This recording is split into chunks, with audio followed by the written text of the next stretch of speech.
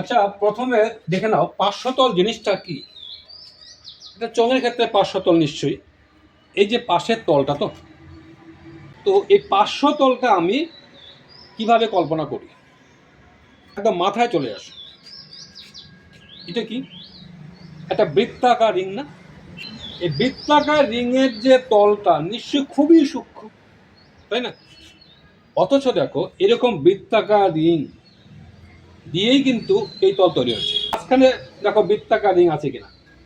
অর্থাৎ এরকম বৃত্তাকার রিং যদি এভাবে তুমি বসাতে থাকো নিশ্চয়ই এই উচ্চতায় হয়। এই যে একটা বৃত্তাকার রিং, তাই তো? যদিও এই তলটা একটু বেশি যাকে, এখন তুমি যদি এরকম আরও দিতে থাকো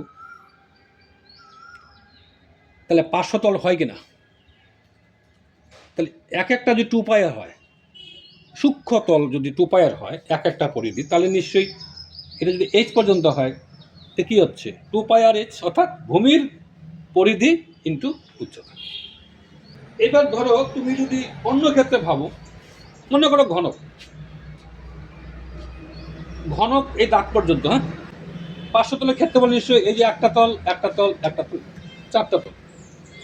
এখানে আমরা অবশ্য অতটা কঠিন লাগে না, কারণ এক একটা তল যেহেতু বর্গাকার, যদি বাহু এক একটা এ হয় তাহলে এটার ক্ষেত্রে হচ্ছে এ স্কোয়ার। তো এরকম চারটা তল ফোর স্কোয়ার। হ্যাঁ, এইবার আমি এটা আবার জানলাম যে ভূমির পরিধি ইন্টু উচ্চতা হয়। এটা ভূমির পরিধি কি? ফোর ইন্টু এ, ফোর ইন্টু উচ্চতা কি? এই হয়। এইবার আসি আমরা আয়তনের ক্ষেত্রে। আয়তনের ক্ষেত্রে এটাকে আমি আপাতত নিরেট ভাবছি, বা খোলাও ভাবছি, কোনো ব্যাপার না। আচ্ছা, যদি নিরেট হয় তা নিশ্চয়ই এখানে যে একটা তল আছে, বৃত্তাকার তল আছে, নিশ্চয়ই এই তলটাই বাড়তে বাড়তে এটা হচ্ছে কিনা। তাহলে এই তল যদি এইচ পর্যন্ত বাড়ে তাহলে মোট আয়তন, এক একটা তলের মধ্যে সূক্ষ্ম আয়তন আছে। তাহলে এক একটা তল যদি পাই আর স্কোয়ার হয়, এইচ পর্যন্ত হলে কি হবে? পাই আর স্কোয়ার এইচ হবে কিনা? সুতরাং আয়তন সূত্র তাহলে কি দাঁড়াচ্ছে? ভূমির ক্ষেত্রফল ইন্টু উচ্চতা। কারণ আমি যেহেতু এই নিরেটটা বের করবো, সুতরাং নিরেট দিয়ে শুরু করব। এই যে ঘনকটা আছে, ঘনকের আয়তন কি আমরা কি জানি? বাহুর কি, তাই তো? আচ্ছা দেখো, ভূমির ক্ষেত্রফল কি? বাহু স্কোয়ার। ঘনকের ভূমির ক্ষেত্রফল বাহু স্কোয়ার। উচ্চতা কত? এই তো হয়। দেখি এটা কি? সমগ্র চৌবল বা আয়তঘন। দৈর্ঘ্য ইন্টু প্রস্থ, এই তলটা এমন তল দিয়ে তৈরি হয়েছে নিশ্চয়ই। কত উচ্চতায়? দৈর্ঘ্য দৈর্ঘ্য ইন্টু প্রস্থ ইন্টু উচ্চতা, অর্থাৎ ভূমিতলের ক্ষেত্রফল ইন্টু উচ্চতা। এটা হচ্ছে আয়তঘনকের আয়তন। তবে এরকম আকারের ক্ষেত্রে কিন্তু সম্ভব, এটা অন্য ক্ষেত্রে হবে। এখন মনে করো তুমি শঙ্কুর কথা ভাবছো, রমেতাকার শঙ্কু, নিশ্চয়ই এমন হয়। শঙ্কুটা নিশ্চয়ই এই যে ভূমিতলটা যেমন নিশ্চয়ই উপরটা এমন উঠে আসে নাই, চোঙের মতো নিশ্চয়ই উঠে আসে নাই। হ্যাঁ, তুমি একটা চোঙ যদি এখানে তৈরি করে দাও একই ভূমি দিয়ে, জানবে যে এরকম শঙ্কু, এই যে একটা শঙ্কুর শঙ্কু, এখানে তিনটা শঙ্কু মিলে এই চোঙ তৈরি হয়েছে। তাহলে নিশ্চয়ই এই শঙ্কুর আয়তন এই চোঙের আয়তনের অন থার্ড হয়ে যাচ্ছে না? সুতরাং চোঙের আয়তন one third pi R square H. গোলকের ক্ষেত্রে গোলকের আয়তন ক্ষেত্রে ঠিক এভাবে ভাবা হয়েছে। দেখো, ঘনকের এক একটা তল যেহেতু বর্গাকার, তাহলে নিশ্চয়ই বড় ক্ষেত্রে কণের সূত্র মতো হবে। যদি বাহু দুটা এ হয় তাহলে এটা কি সমকোণী ত্রিভুজ অতিভুজ হচ্ছে। তাহলে এখানে কর্ণ স্কোয়ার সমান সমান তাহলে স্কোয়ার বাই স্কোয়ার। তাহলে কর্ণ কি হবে? তাহলে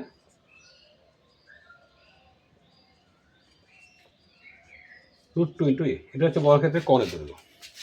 তো সমগ্র ঘনকের কর্ণের দৈর্ঘ্য কি হবে? এটা আমরা জানি রুট থ্রি ইন্টু বাহু। এখান থেকে শুরু করব। আয়ত ঘনকের কর্ণের দৈর্ঘ্য নিশ্চয় জানা আছে, যে a square plus b square plus c square. অথচ দেখো ঘনকের ক্ষেত্রে আবার এ আর বি সি সমান হয়, অর্থাৎ দুর্গাবাস সূত্র সমান হয়। যেহেতু ঘনকে এ সমান সমান বি সমান সমান সি, সুতরাং ঘনকের কর্ণ কি হবে তাহলে? নিশ্চয়ই এ বি সি এগুলো সব এ হয়ে যাবে।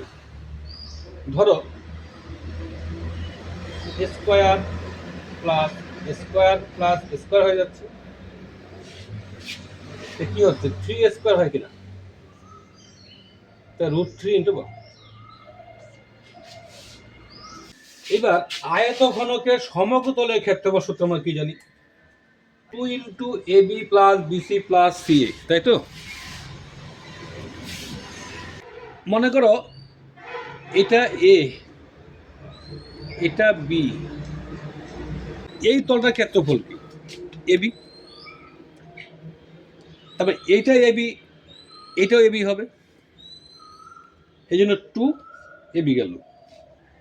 এবার মনে করো এইটা করব, এটুক তো বি, এটা সি ধরো প্রস্তটা, তো কি হচ্ছে বিসি হচ্ছে কিনা, এদিকে একটা আছে, কারণ এটা ধরো এ আছে, আবার এটা সি, এটা এটা এসি হচ্ছে, দুইটা আছে, এই জন্য 2 into AB plus BC plus C.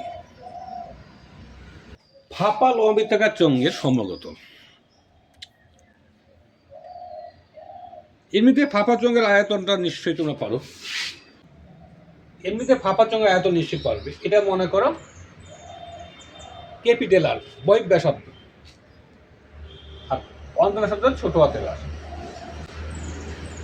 এখানে আয়তনটা কি দাঁড়াচ্ছে?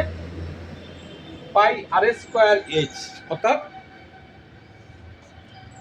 টোটালটা ফাঁকা সহ পাই আর স্কোয়ার এইচ মাইনাস আবার পাই আর স্কোয়ার এইচ।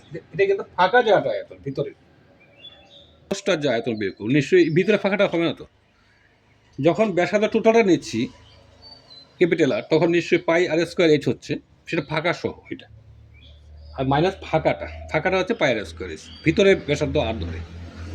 কিন্তু আমরা এরকম এখন সমগতলটা, তো এই যে ফাঁপা চোঙটার যে পার্শ্বতলটা দেখা যাচ্ছে, এটা তো হবেই। তো ভিতরে একটা পার্শ্বতল আছে দেখা যাচ্ছে, কিন্তু ভিতরে পার্শ্বতলটার ক্ষেত্রে দেখবে ব্যাসার্ধটা কিন্তু আর ক্যাপিটাল আরটা থাকলো না, তাই না? স্মল আরটা হবে, তাহলে একদম ভিতরে, এটা কিন্তু বাইরে।